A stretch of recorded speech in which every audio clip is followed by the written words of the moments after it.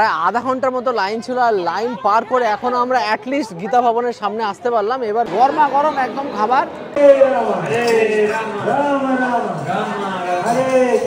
মায়াপুর বাঙালি তথা হিন্দুদের একটা সত্যি একটা জবরদস্ত দর্শনীয় এবং প্রাণের জায়গা।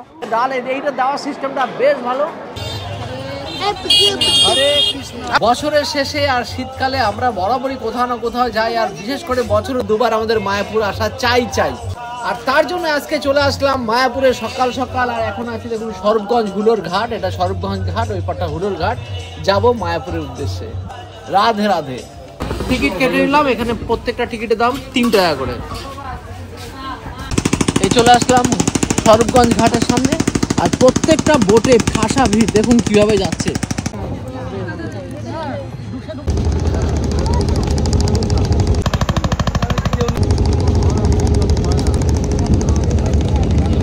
জলঙ্গি নদী পার করে চলে আসলাম আমরা মায়াপুর স্থানে, আর সেখানে এখন টোটো ধরে যেতে হবে। দেখুন লোক সমাগম হয়েছে প্রচুর লোকের মধ্যে দিয়ে এখন আমরা টোটো করে যাব হচ্ছে একদম মায়াপুরের টিওভিপির সামনে।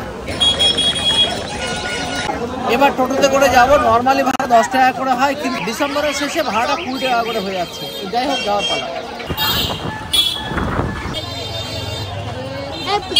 হরে কৃষ্ণ। চলে আসলাম ইসকন মন্দিরের সামনে। মায়াপুর ইসকন মন্দির আমাদের প্রাণের মন্দির, আমাদের সবার কাছের মন্দির। আর সামনে দেখা আছে এত বড় টিওভিপি, টেম্পল অফ ভেদিক প্ল্যানেটেরিয়াম। যাওয়া যাক। আর সবচেয়ে ফেমাস হচ্ছে এখানে গদা ভবনের প্রসাদ। আর সেখানে দেখতে পাচ্ছি 2 রকম কাউন্টার আছে, একটা 80 টাকা, একটা 50 টাকা। পাশে আছে নামহট্ট ভবন। নামহট্ট ভবনের কুপনের প্রাইস হচ্ছে এখানে 60 টাকা করে, যার মধ্যে আছে সাদা ভাত, ডাল, পনির, রসা, সবজি, পায়েস। আর পাশে আছে গীতা ভবন। গীতা ভবনের এখানে কুপনে দেখতে পাচ্ছি আছে 70 টাকা দাম। অন্ন আছে, ডাল আছে, ভেজ পকোড়া, রুটি, ড্রাই সবজি, পনির, পরমান্ন 70 টাকা। এটাই নেবো ভাবছি আমরা। তো নিয়ে নিলাম কুপন। দেখুন এখানে লিখে দেওয়া আছে 70 টাকা করে বড়দের, আর ছোটদের জন্য 40 টাকা করে। এটা হচ্ছে অখণ্ড হরিনাম সংকীর্তনের জায়গা। আর ইসকনের প্রথম মন্দির ছিল মায়াপুরে, আর সেখানে কিন্তু 24 ঘন্টা এরকম সংকীর্তন হতেই থাকে। এটা আছে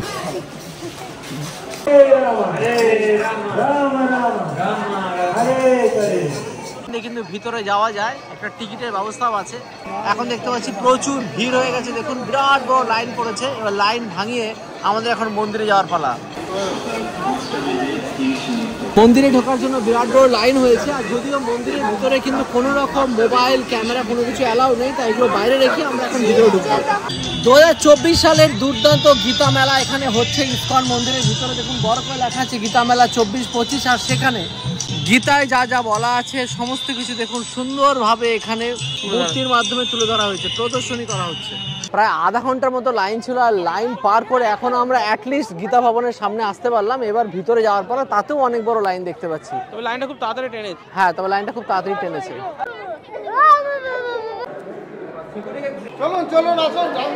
তারপরে অ্যাটলাস্ট প্রসাদ নেওয়ার সুযোগ হয়েছে, আর প্রচুর ভিড়। আর দেখুন প্রসাদ আসা শুরু হয়ে গেছে, আর এত ভিড় আর এত তাড়াতাড়ি স্পিডে দিচ্ছে তা বলার মতো না। সাথে সাথে দেখুন চলে এসছে শাল পাতার উপরে কাগজের গ্লাসে জল, আর সাথে দিচ্ছে একটা করে পকোড়া। কোনো সাইজের ঠিক নেই, আমার দিয়েছে পুচকু পকোড়া, ওর পড়েছে হচ্ছে বড় পকোড়া, ঠিক আছে। আর সঙ্গে চলে এসছে গরমা গরম ভাত। আর ভাতের পরে দিয়ে দিয়েছে দেখুন এখানে ঘ্যাট বা 5 মিশালি একটা সবজি, আর তারপরে দিয়ে দিচ্ছে ডাল। এইটা দেওয়ার সিস্টেমটা বেশ ভালো। দেখুন সুন্দরভাবে ডাল দিয়েই চলেছে। আসলে কাজ হচ্ছে এবার খাওয়ার পালা। গরমা গরম অন্নভোগ, তার সাথে ডাল, পকোড়া। ওরে বাপরে বাপ কি গরম, বেশ গরম, কিন্তু আলাদা তৃপ্তি, সত্যি আলাদা তৃপ্তি, ফাটাফাটি। বহু বছর ধরে ইসকনে আসছি, আর ইসকনে এসে মহাপ্রসাদটা যখন নেই, যতই লাইন থাকুক বা না থাকুক, মনে একটা তৃপ্ত অনুভব হয়। মিক্স ভেজটা সত্যি ফাটাফাটি, যেখানে বিভিন্ন রকমের ভেজিস দিয়ে সুন্দরভাবে বানিয়েছে। শিলু কেমন লাগছে বলো? প্রসাদ নিয়ে কোনো কথা হবে না, সব ঠিক ঠিক ঠিক তৃপ্তি। আবার দেখতে পাচ্ছি পুনরায় ভাত দিয়ে যাচ্ছে, আর সাথে হচ্ছে পনিরের তরকারি, আর কন্টিনিউয়াসলি দেখুন সার্ভিস দিয়ে যাচ্ছে। আবার ডাল চলে এসেছে, মানে এ তো এক্সপ্রেস ট্রেনের মতো একদম এক্সপ্রেস। আর দেওয়ার প্রসেসটা সত্যি বেশ ভালো, দেখুন ফটাফট দিয়ে যাচ্ছে, কোনো সমস্যা নেই। আর এবার চলে আসলো লুচি, কী রে কী খাবো বুঝে উঠতে পারছি না। পনিরের সবজিটা দেখি, এই দেখুন পনিরের সবজি ফাটাফাটি হতে, আর সঙ্গে লুচি। তো দুর্দান্ত খাবার দাবার খেলাম। মিষ্টান্ন, লাস্টে তো মিষ্টান্ন আছে।